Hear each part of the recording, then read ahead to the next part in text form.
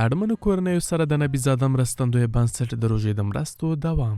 دغه بنسټ یو ځل بیا 200 اړمنو کورنیو لپاره کومکي کڅوړې چې پکې وړه، غوړي او وریجې شاملې دي مرسته کړې ده.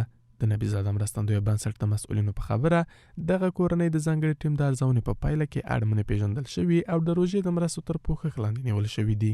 23 فوریه برابر به 6 ماه مبارک رمضان است.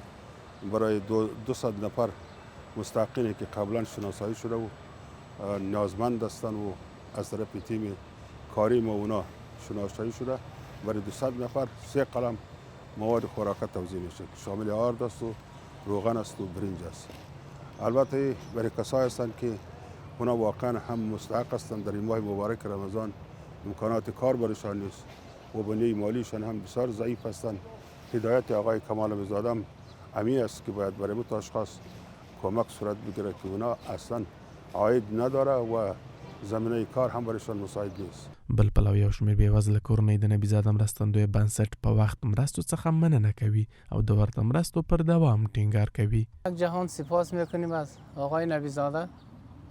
واقعیت اینجا کسایی میبینیم که همون کسی که از این در الله و این در رسول در ملیت هست آقا جان، ایشان نازیده نمیگیریم. ماه مبارک رمضان است، مردم فقر است. این خانوادگی ما مثل فامیل دیگران است.